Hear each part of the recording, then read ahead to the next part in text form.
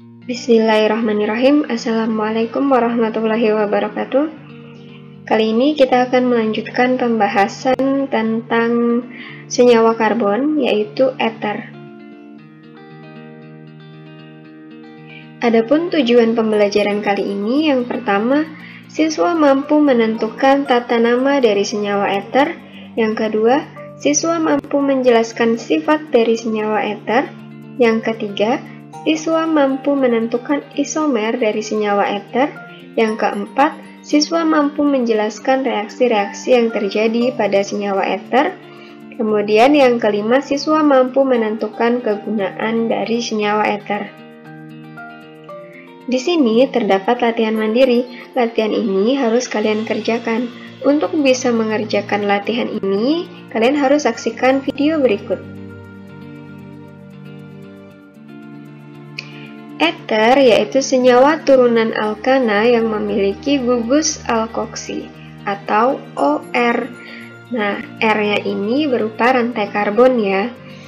Bisa kita lihat di sini, gugus fungsi atau rumus umum dari ether adalah R, O, R, di mana R ini adalah rantai karbon gitu ya. Jadi gugus fungsi dari ether adalah ROR.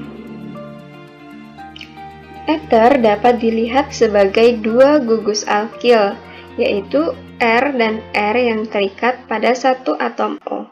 Jadi R ini bisa disebut juga sebagai gugus alkil, itu yang terikat pada satu atom O. Senyawa ether dengan satu gugus OR mempunyai rumus umum CnH2n plus 2O. Di sini terdapat beberapa rumus kimia dari ether. Atom C yang berjumlah 2, maka rumus kimia ethernya C2H6O. Karena kan kalau N-nya 2, H-nya itu 2N ditambah 2. Jadi 2 dikali 2 ditambah 2 hasilnya 6. Jika jumlah atomnya 3, maka rumus kimia ethernya C3H8O. Lalu jika jumlah atomnya 4, maka rumus kimia ethernya C4H10O. Begitu seterusnya. Selanjutnya kita akan bahas tentang tata nama senyawa ether.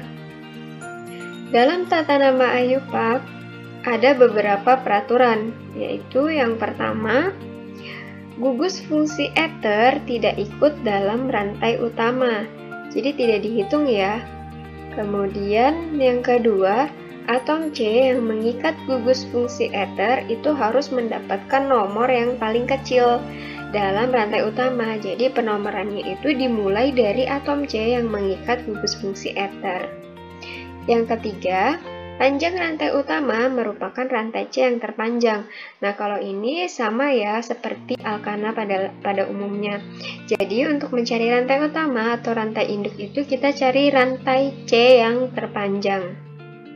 Lalu yang keempat, dalam ether strukturnya adalah ROR. Ya kan? Dengan OR adalah gugus ether. Yang kelima, dalam penamaan IUPAC, gugus induk ether harus disebutkan terlebih dahulu, baru cabangnya. Dan harus diberi kata oksi. Nah ini, untuk melambangkan oksigen si ether. Contohnya, jika gugus induk OR-nya itu adalah O dan CH3 atau metil ya, atau metana ya CH3, maka namanya adalah metoksi, seperti itu. Selanjutnya yang keenam, jika gugus ether mendapatkan nomor di tengah-tengah tetapi ada cabang lain di rantai utama, maka cabang lain tersebut harus tetap disebutkan. Iya dong ya, seperti pada umumnya. Oke, ini contohnya. Di sini terdapat senyawa ether 1, 2, 3, kita fokus dulu ke yang sini. Berarti gugus fungsi ethernya adalah yang ini ya, OCH3. Nah ini baru, lalu ininya adalah si alkilnya. Oke, kemudian yang ini gugus fungsinya adalah yang ini, dan yang ini gugus fungsinya adalah yang ini. Lalu kita menentukan rantai induknya. Rantai induknya tentu yang ini, kemudian yang rantai induknya yang ini adalah yang 1, 2, ada 2 atom C. Kenapa bukan 1 yang ini? Dan kenapa gugus eternya bukan yang ini? Karena rantai induk itu adalah rantai C terpanjang. Jadi kita pilih rantai induknya adalah yang ini dan ini. Oke, ada 2 atom C ya. Kalau ini kan cuma 1 atom C. Berikutnya kalau yang ini, rantai induknya adalah yang terpanjang, yaitu yang 3 atom C, bukan yang 2 atom C. Sehingga yang O, CH2, dan CH3 ini adalah gugus eternya. Oke, sekarang kita tentukan dulu. Kan tadi harus disebutkan terlebih dahulu ya gugus eternya. Kemudian baru sisanya yang alkilnya. Oke, OCH3 ini kan ada metana karena dia mengikat di O, jadi namanya metoksi. Lalu sisanya di sini ada CH3 atau metana. Jadi nama dari senyawa ini adalah metoksi metana. Nah, lalu yang ini ada OCH3, apa namanya tadi? Iya, ini adalah metoksi. Lalu ini ada 2 atom C, namanya etana. Oke, mudah ya. Selanjutnya yang ini ada OCH2 dan CH3, ada O yang mengikat 2 atom C atau etana ya biasanya, maka namanya adalah etoksi. Oke, lalu sisanya alkilnya, rantai induknya ada 1, 2, 3, ada 3 atom C, jadi namanya 1 etoksi propana. Kenapa di sini ada 1? Kita bisa menuliskan atau tidak bisa menuliskan karena O di sini terikat pada atom C yang memiliki nomor 1. Oke, yang ini juga seperti itu. 1, 2, 3. Kemudian di sini ada O yang mengikat dengan metana, jadi namanya metoksi. Lalu di sini ada 3 atom C, namanya propana. Jadi 1 metoksi propana. Nah, sekarang kita lihat yang ini. Oke, yang pertama kita lihat yang mengikat O dulu ya. Yang mengikat O ini ada 1 atom C, jadi namanya metoksi. Selanjutnya kita tentukan rantai induknya. Iya, rantai induknya kita mulai dari sini penomorannya. 1, 2, 3. Kenapa bukan dari sini? Sebenarnya bisa aja karena ini posisinya sama ya. Jadi si atom C yang berikatan dengan O ini harus memiliki nomor yang terkecil. Jadi penomorannya dimulai dari sini. 1, 2, 3. 2 metoksi, jangan lupa dituliskan 2-nya karena si metoksi ini terikat pada atom C nomor 2. Iya, 2 metoksi propana. Lalu yang ini di sini ada O yang mengikat 2 atom C, jadi namanya etoksi. Iya, benar ya. Etana karena mengikat O, jadi namanya etoksi. Lalu rantai induknya terdapat 4 atom C. Penomorannya kita mulai dari sini.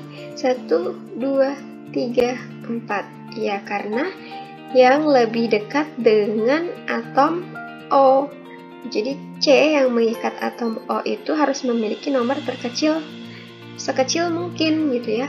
Kalau penomorannya dimulai dari sini, maka di sini nanti jadi nomor 3. Nggak boleh ya, jadi penomorannya harus dari sini supaya ini mendapatkan nomor yang 2. Jadi kalau di sini, kalau dari sini dia dapat nomor 3, kalau penomoran dari sini dapat nomor 2, maka kita pilih yang dari sini. Iya. 1, 2, 3, 4. Ada 4 atom C, namanya butana. jangan lupa ada angka 2-nya karena si etoksi itu terikat pada atom C nomor 2. Paham ya? Nah, berikutnya seperti itu juga caranya. Nah, ini akan dibahas tentang tata nama trivial.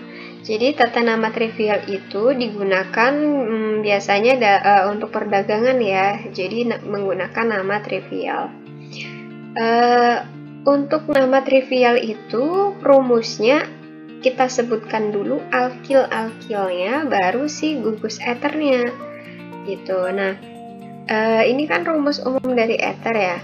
Ini ada ROR, kita juga tadi sudah bahas bahwa R ini adalah alkil, yang ini juga alkil, lalu yang di sini ada eternya. Jadi untuk penamaan trivial kita sebutkan dulu alkilnya, lalu si eternya. Coba kita lihat.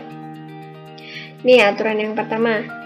Jika R dan R aksen sejenis, maka diberi nama dimetil, bukan metil saja. Jadi kalau sejenis itu berarti kan ada 2 ya. Nah, itu tetap menggunakan aturan yang mono, di, tri, tetra, penta. Nah, itu. Jadi tetap pakai dimetil atau trimetil seperti itu. Dalam tata nama trivial tidak diharuskan mengurutkan senyawa sesuai abjad. Nah, ini jadi kalau di alkana kan harus diurutkan. Etil dulu baru metil. Nah, kalau di sini nggak apa-apa, nggak urut nggak apa-apa. Oke. Gugus fungsi eter selalu diletakkan di akhir tata nama trivial. Iya, karena yang pertama adalah alkil, baru si gugus fungsi eternya. Kita lihat contohnya. Di sini ada CH3, O, CH3. Ini si alkil, dan ini eter. Tadi katanya harus disebutkan dulu alkilnya, baru belakangnya dikasih eter gitu ya. Ini deh, CH3 dimetil eter. Untuk contoh yang kedua, di sini ada CH3, CH2, CH2O, CH3. Maka nama trivialnya adalah, disebutkan dulu alkilnya adalah yang ini dan yang ini. Di sini ada alkil 3 atom C, jadi namanya propil. Yang di sini ada metil, jadi namanya metil propil eter. Mudah ya? Oke, coba sekali lagi. Di sini ada 4 CH2O CH3. Kalau 4C berarti namanya butil. Lalu yang CH3 namanya metil. Jadi namanya metil butil eter. Sangat mudah kan? Oke, selanjutnya yang lain seperti itu juga. Nah, di sini akan saya jelaskan sedikit sifat-sifat dari eter. Yang pertama, eter itu adalah cairan yang mudah menguap dan mudah terbakar. Harus hati-hati ya. Lalu titik didih eter itu lebih rendah daripada alkohol karena tidak adanya ikatan hidrogen. Yang ketiga, bersifat sedikit polar tetapi lebih dominan sifat nonpolar karena pengaruh sudut ikatan. Oh, untuk yang nomor 2, sebenarnya dia bisa membentuk ikatan hidrogen tapi tidak sebanyak dengan alkohol, seperti itu. Yang keempat, sangat kecil sekali untuk larut dalam air. Yang kelima, bersifat anestetik atau membius. Yang keenam, tidak dapat dioksidasi, direduksi, dieliminasi, dan direaksikan dengan basa karena bersifat tidak reaktif. Yang terakhir, eter dapat bereaksi dengan asam kuat. Nah, di sini terdapat beberapa reaksi-reaksi eter. Yang pertama ada reaksi dengan PCl5. Oke. Kemudian yang kedua bereaksi dengan HI. Eter akan bereaksi dengan HI membentuk alkohol. Kemudian di sini juga ada pembuatan eter. Jadi eter itu dibuat atau disintesis dengan reaksi antara alkil halida dengan suatu alkoksida. Maka hasilnya adalah eter.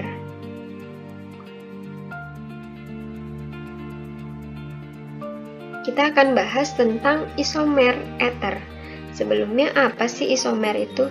Isomer adalah senyawa-senyawa yang mempunyai rumus molekul sama, tetapi berbeda rumus bangun dan sifat-sifatnya. Nah, jenis-jenis isomer itu ada isomer rantai, isomer posisi, isomer gugus fungsi, isomer geometrik, dan isomer optik. Isomer rantai dan posisi pada eter itu dimulai dari suku keempat, yaitu yang memiliki 4 atom karbon C gitu ya. Atom C. Kemudian di sini ada C4H10O, berarti 4 lebih ya, C5H12O itu bisa juga. Oke, ini contoh dari isomer posisi C4H10O. Jadi C4H10O itu untuk strukturnya ada 3 kemungkinan. Jadi posisi O-nya di sini, atau posisi O-nya di sini, atau posisi O-nya di sini, kemudian rantainya lurus. Seperti itu. Nah, nanti kalian coba untuk membuat rantai karbon atau isomer rantai dan posisi pada yang memiliki 5 atom karbon. Ini terdapat beberapa kegunaan eter, diantaranya sebagai pelarut dan obat anestesi untuk bius ya. Kemudian dipakai untuk pelarut nonpolar, kemudian digunakan sebagai senyawa yang bisa menaikkan bilangan oktan. Oke, thank you. Sekian dari saya, dan forget to subscribe, like, comment, and share video ini. Saya akhiri. Wassalamualaikum warahmatullahi wabarakatuh.